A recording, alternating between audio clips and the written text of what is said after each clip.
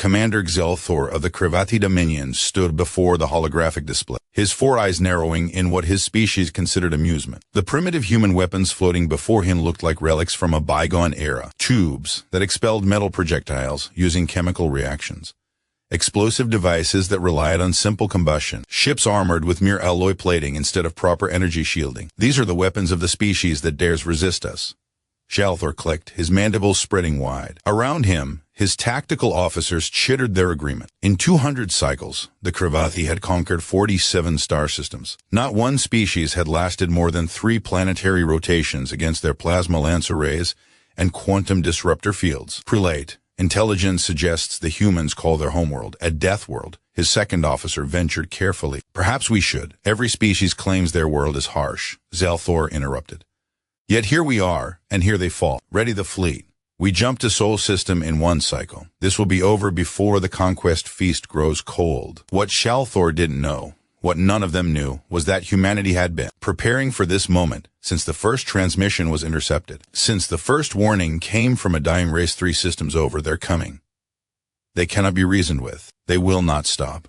And humanity, having emerged from a world where everything from the weather to the wildlife tried to kill them, had only one response: let them come. Lieutenant Sarah Chen checked her railgun's capacitor. Charge one more time. 98%. Good enough. Around her, the crew of the UN Spite and Malice moved with practiced efficiency, their movements economical and precise. No wasted motion. No panic. Just the grim determination of a species that had fought its way up from the caves to the stars. All stations. This is Admiral Kowalski. The ship-wide comm crackled. The Krevathi fleet just entered detection range. 200 capital ships, maybe twice that in support craft. They're not even trying to hide. A pause.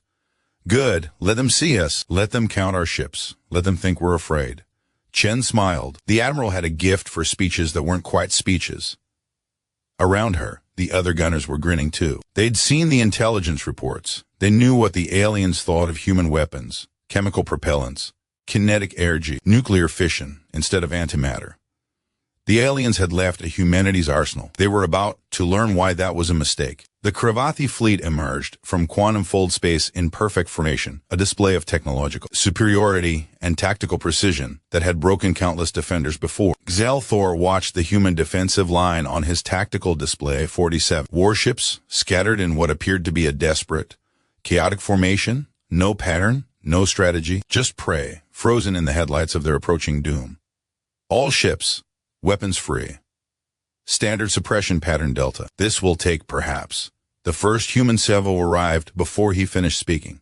They weren't energy weapons. Xal'thor's shields could have absorbed energy weapons. They were solid slugs, accelerated to a significant fraction of light speed. Too many to count, filling the space between the fleets like a steel rain. The Krevathi shields, designed to deflect plasma and energy bursts, did precisely nothing against the kinetic onslaught. 3 capital ships simply ceased to exist, their hulls penetrated by depleted uranium. Penetrators moving at velocities that turned matter into plasma on contact. 5 more took critical damage as the humans' railgun rounds punched through armor, through decks, through crew quarters, through everything. They're using solid projectiles, Xal'thor thought, his mind refusing to process the reality.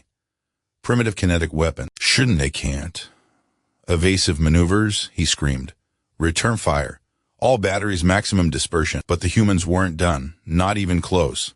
From the asteroid belt behind the human line, missile pods went active. Hundreds of them, thousands.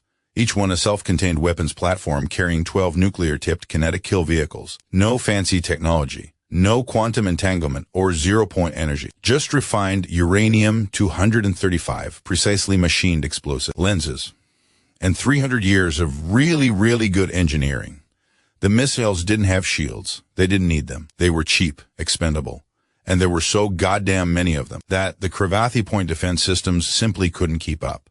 For every missile destroyed, 3 more got through. And when they detonated, the electromagnetic pulse alone fried the Krevathi. Sophisticated sensor arrays, leaving their ships blind and stumbling. How? Xal'thor whispered. How are primitives doing this? On the bridge of the Spite and Malice, Admiral Kowalski allowed himself a tight smile. Deploy the chestnuts.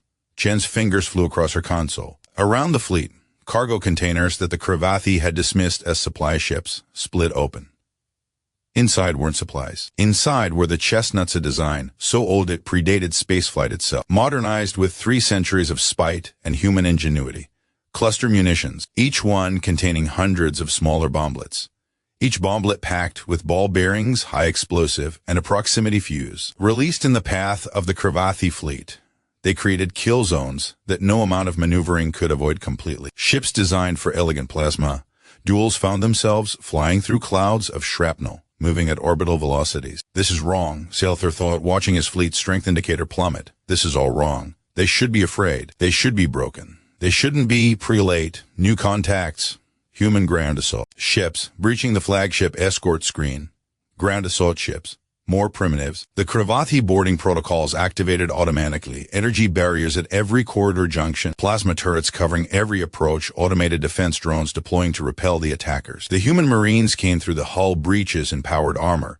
Each one a walking tank loaded with weapons the Krevathi couldn't even categorize. They carried chemical propellant rifles that fired ammunition at hypersonic speeds. They threw explosives that used simple chemical reactions to devastating effect. And when those ran out, they pulled out blades, actual physical blades, and fought in corridors with a ferocity that spoke of millions of years of evolution on a world where everything wanted you dead. The Krevathi had trained for civilized warfare, precise, technical, almost mathematical in its execution. They had never trained for humans who used breaching charges to bypass locked doors, hacked security systems with viruses written in programming languages that predated first contact, who coordinated attacks with simple radio encryption that Krevathi quantum scanner couldn't even detect because they were looking for something more sophisticated. Sergeant Marcus Webb drove his combat knife into the thorax of a Krevathi officer and felt the aliens' confusion even through the dying spasms. They really thought we'd play by their rules, he thought grimly. Behind him, his fire team advanced through the flagship's command deck with brutal efficiency. Flashbangs, chemical flashbangs.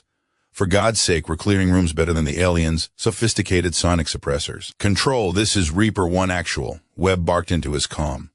We have the bridge. Send the package. The package was Dr. Emily Rodriguez and her laptop.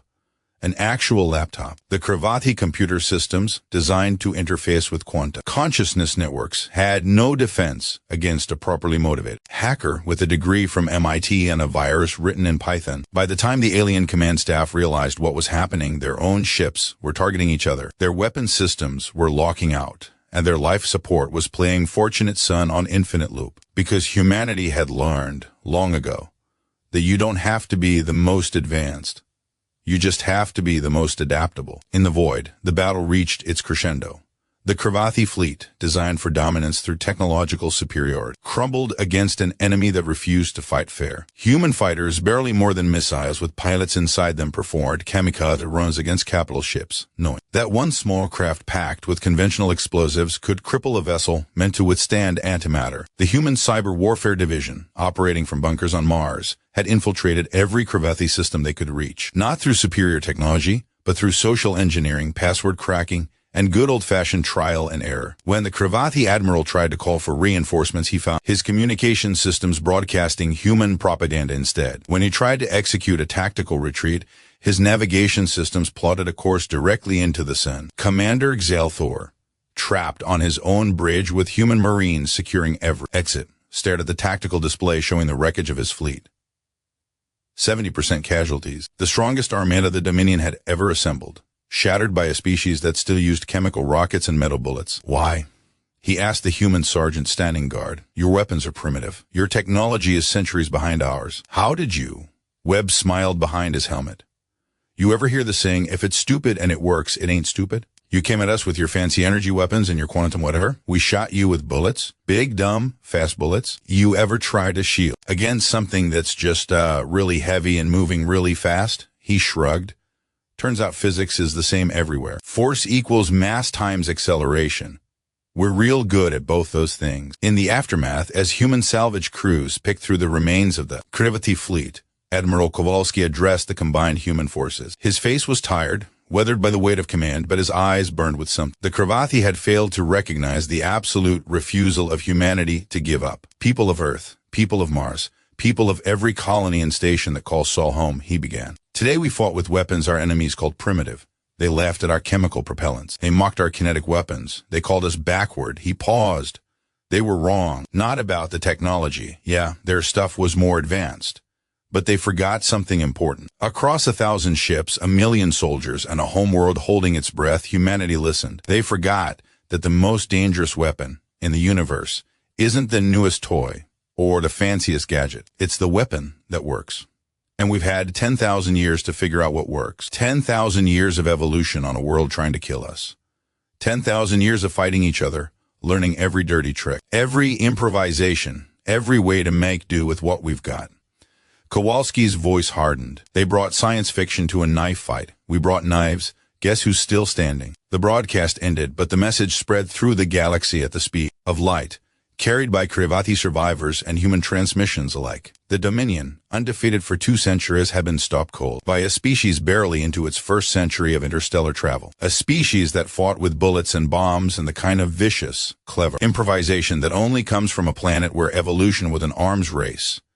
In the halls of galactic power, a new phrase entered the lexicon of warfare, whispered with a mixture of respect and fear: human applicable technology. Simple, effective, terrifying in the hands of a species that had spent its entire existence finding new ways to kill things that were trying to kill them. Xal'thor, imprisoned on Luna Base awaiting trial, spent his nights staring at the weapons display in his cell: a chemical propellant handgun, a combat knife, a roll of duct tape with a handwritten label, "Never underestimate the classics." And on 1,000 worlds, in 100 alien councils, military planners revised their strategic assessments of Earth. Not because humanity had the best technology, not because they had the strongest shields or the fastest ships, because humanity had something far more dangerous: the absolute certainty that when someone tells you your weapons are outdated and your tactics are primitive, the correct response is to smile and say, "Care to test that theory?" The Krevathi had tested it. They'd learned. And the galaxy took note. Never underestimate a species that conquered its own world before reaching the stars. Never assume primitive means ineffective. And never, ever start a fight with someone who learned warfare on a planet where the weather, the animals, and the microbes were all actively trying to end you. Because that kind of species doesn't play by your rules. They play to win, with spite, duct tape, and whatever else gets the job done.